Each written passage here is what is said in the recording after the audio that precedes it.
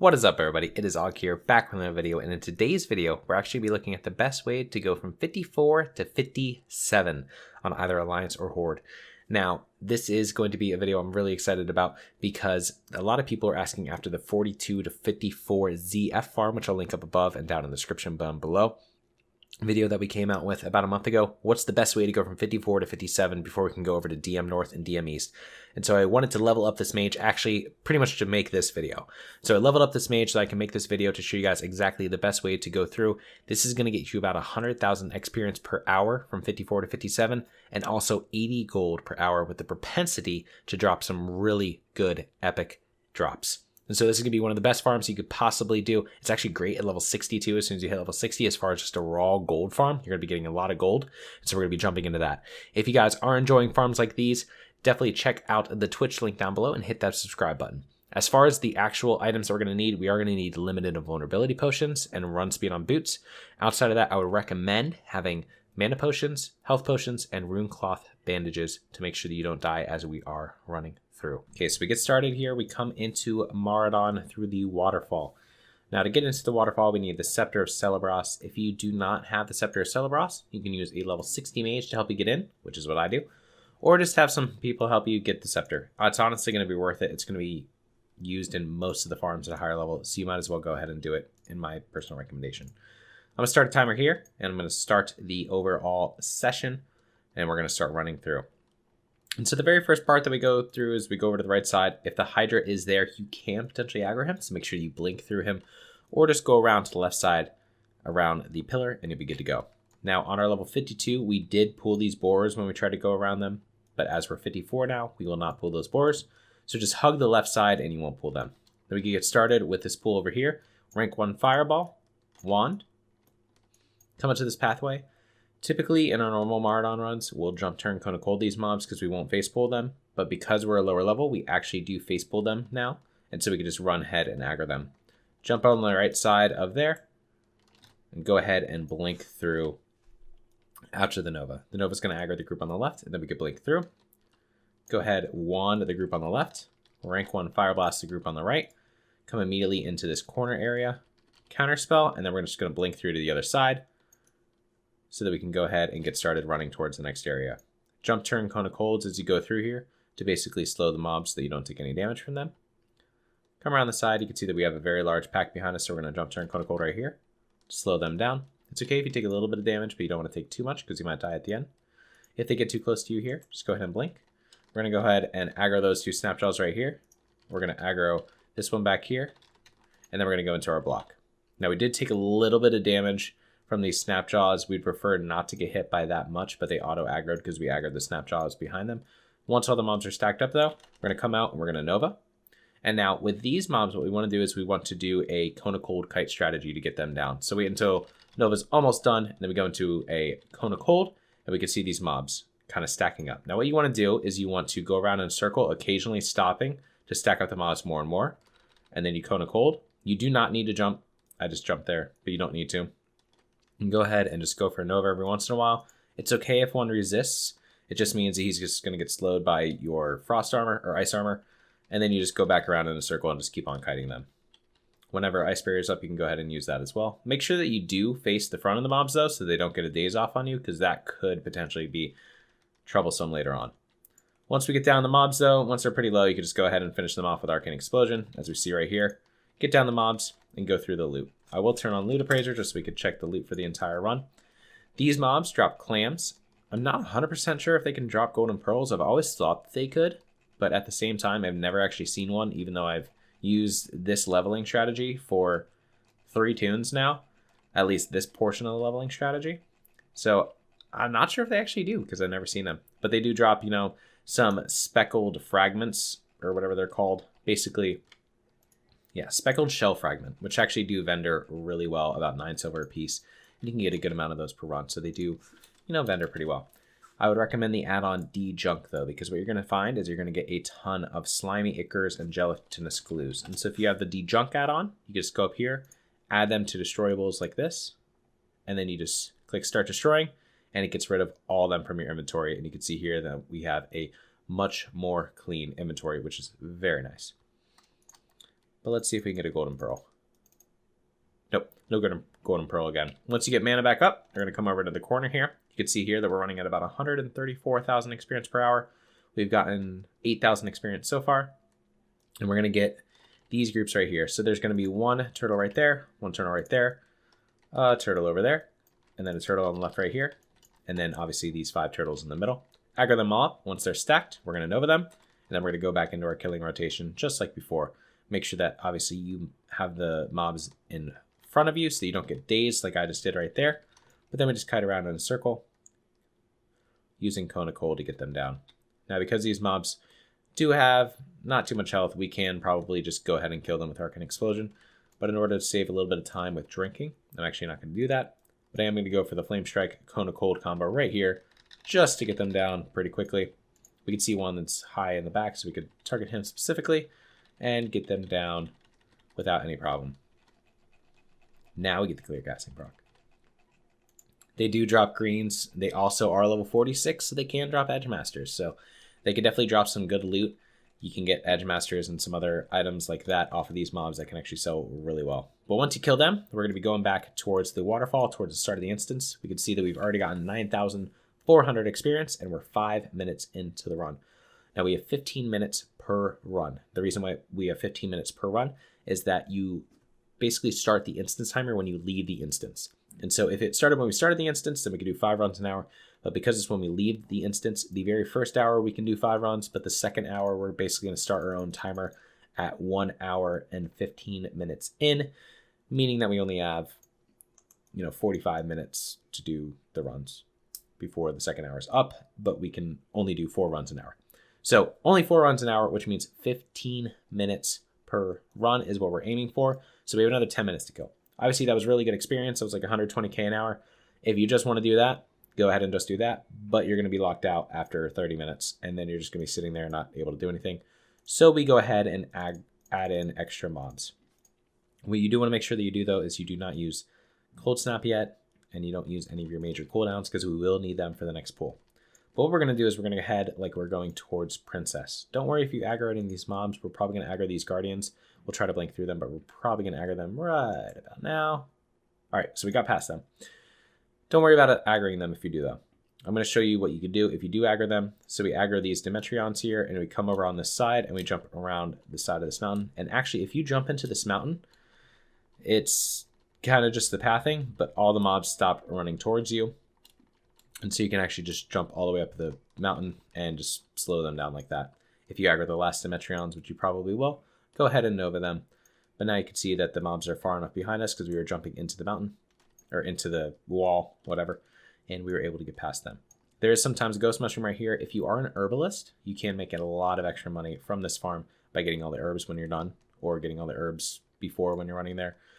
But what we do is that we jump onto this shelf right here. You can see this shelf is kind of in between the first and the second level, but there's no way for the mobs to path here. And so just like all the other ones, it is actually a reset spot. Our goal now is to get mana so we can get started. We can see one Guardian pack right here. And so they do pat all the way back up. In the event that you miss them, don't worry about them too much. It's nice XP, but it's not necessary. Try to make the jump right there as I did right there. Most of the times you're not going to. I got really lucky in getting it done right there, it looks like, but most of the times you're not going to make them. Just run around up to the top level. Go ahead and start off the pool with a fireball, or a wand, whatever you want to use, but aggro those 2 packs. Come around to the side. We're going to aggro this group with a wand as well, and then we're going to jump over to the right here. So we go wand them, and then come around to the right. Make sure that we don't get hit by any of the mobs at the back, and it's a slow, small fall down to the bottom where you actually don't take any damage. Now what we're doing is we're jumping onto this path right here, and then we're going to jump from here onto this next level. You can potentially try to run around towards the left of the mobs just like you normally would, but there's a potential that you could pull them, so I just go ahead and use those 2 jump spots just to jump down. Fall off the rock face right here, down to the bottom level. There's sometimes a rock elemental pack that pats around, but here obviously they're on the right side. So we're going to Nova them. I was on top of the wall, so they did give me an evade, but we got them aggroed, which is the important thing. Make sure you hug the wall in there though, because the boss Tinkerer is actually on the left, and if you get too close to the inside, you'll actually pull him. So make sure that you hug the left side of the wall so you do not pull him. Now we're going to hug the wall again, going around these mobs right here. We're going to jump Nova these guys. Now, these Guardians sometimes will be this far up. Preferably they'd be back more, but we're going to jump turn Cone of Cold on them to make sure they don't hit us too hard. Don't worry as much about the damage you take, but we need to worry more about the mana that we have. We need to be very mana conservative throughout this run to make sure that we have enough mana at the end to go ahead and get the actual kills with the Blizzard. So here we're going to run right into these next mobs to face pull, and we can see all these mobs are padding behind us. We're going to face pull these mobs, and then we're going to jump Nova them. Now the reason we're going to do this is we don't want to use Blink to blink through. Blink is 391 mana, which is actually like 10% of our mana, so we don't want to waste that much mana going through there. But we're going to run through these mobs. We're going to Fire Blast the group on the left. We're going to face pull the group on the right. Or we're going to counterspell them actually, because they didn't aggro. Then we're going to put up Ice Barrier. And now here we are going to Blink across the other side. And we're going to try to get this group as well. So we're going to pop a Lip right down here, aggro this group, and get them all stacked. Now we want all the mobs to be stacked. As soon as we come out of Lip, we're going to Nova, Cold Snap, Nova again. That's going to make sure that all the mobs get slowed. Then we're going to go do 1 tick of rank 1 Blizzard immediately into max rank Blizzard. Now the reason why we do 1 tick of rank 1 Blizzard is that it actually applies to slow to all the mobs, assuming they don't resist like this mob did. And then it doesn't actually break Nova. So the issue with max rank Blizzard is it has a really good chance to automatically break Nova right off the bat like that, which could be troublesome later. Once we get all the mobs slowed, we're going to come over to the right of them. We're going to go for a Nova. If some resist, it's perfectly fine. Just let them hit you. But here, none of them resisted. So we're just going to go into a jump, Cone of Cold, and now we can kite them around. I did ding, but I'm going to try to treat this like I did not ding and get all that mana back from dinging. But we're going to try to treat it like we didn't. Kite around in a circle. We're just going to try to keep them slowed as much as we can. If there's a couple of mobs to get through, just try to get the kill on them. We can see here that we have some boars, some shardlings, etc. But we're just going to be focusing on killing the main mobs. Now there's a very interesting aspect to these Guardians. Once the Guardians get low, they actually shatter into shardlings. So you can see the shardling right here. I'm not sure which shardling that came from. It's kind of weird that one would have died already, but that's why we use Blizzard to keep all the mobs at kind of a consistent health. But you can see here that some of them are lower. If one resists, just kite around in a circle like we're doing right now. And get that Cone of Cold going on all the mobs. Just keep on kiting them. Once they do get low enough, though, they are going to break into shardlings. And so what we're going to do here, actually, is we're going to use a rank 1 Cone of Cold to make sure that we don't kill any of them. And then we're going to go for the Nova, and then we're going to go try to kill all of them. I'm going to pop my Robe of Insight. Highly recommend having Robe of Insight. It would be very useful here. We're going to do the Flame Strike, Cone of Cold, and we're going to spam Arcane Explosion to try to kill as many of these mobs as possible. Get all the Guardians down, and then we have all these shardlings obviously coming for us. What we can do, though, is we could just jump off right here, or just run around the ramp to the left, because these shardlings are probably going to kill you. I dinged, so I have a lot more health, but I'm going to treat it like I didn't ding. Obviously, I could kill them with this amount of health, but if you don't have that much health, which you probably won't, you jump into the water, and then this is actually a reset spot, and you can see these shardlings are about to run back, and then we can go up and kill them like normal that way. You can see that we're at 120,000 experience. I forgot to run kill track again, but we can see here that we killed 58 deep boars, 14 shardlings, another 4 guardians, which means that that's what, 72, 76 mobs. We kill about 50 mobs in the first 2 groups. That's about 126 mobs-ish.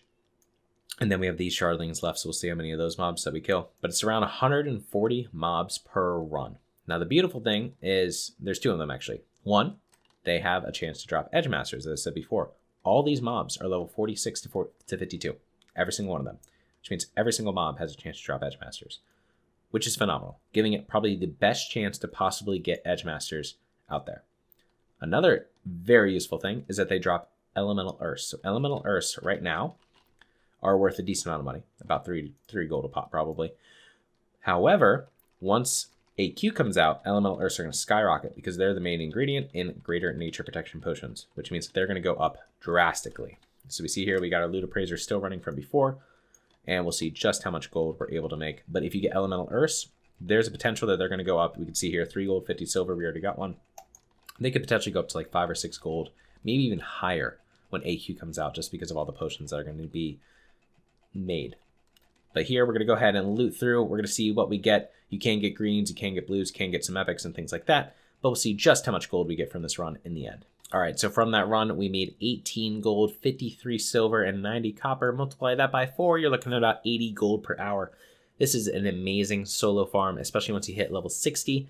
right off the bat, when you're ready to go with a level 60 mage, you're going to have more talents. And so you can see here that obviously we don't have the full talent build, but now we're able to go and start over into Piercing Ice or go into Arcane Meditation to work our way up. We're going to go into Piercing Ice actually and try to get that extra frost damage. And so at a level 60, you're going to be able to fully build out this talent build, farm these mobs, potentially get Edge Masters or other epics that drop. You kill a ton of mobs to run, get a ton of raw gold, and get a ton of elemental earths, which eventually you're going to sell for a lot of money.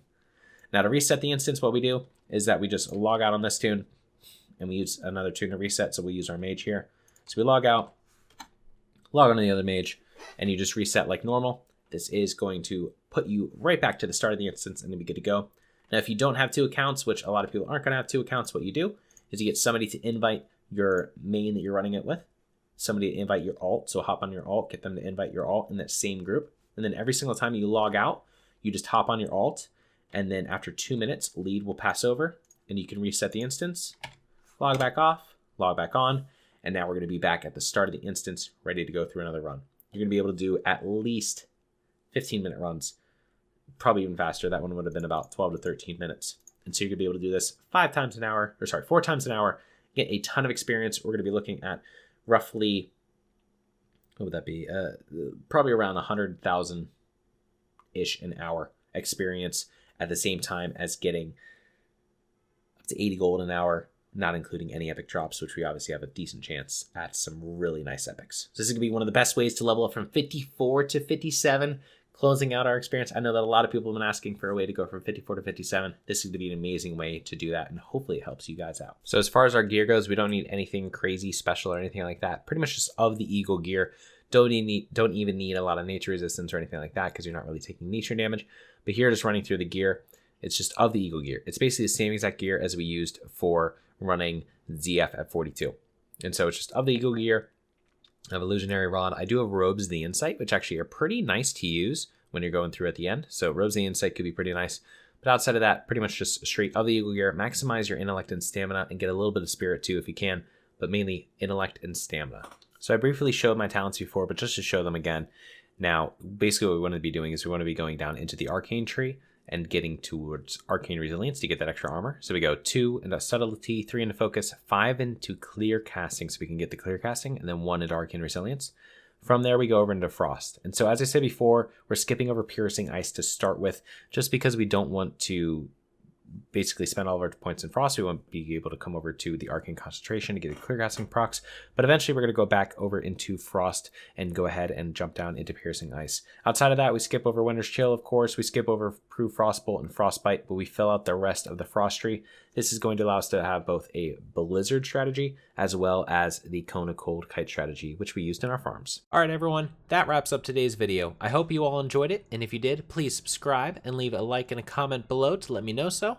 And if you guys have any other ideas for any other videos, please let me know in the comments below. Also, check out the description for the Twitch where I do all this live, and also for my Twitter and Discord where you guys can be notified of any future updates and when I'm going to go live on stream. So I'll see you guys in the next video.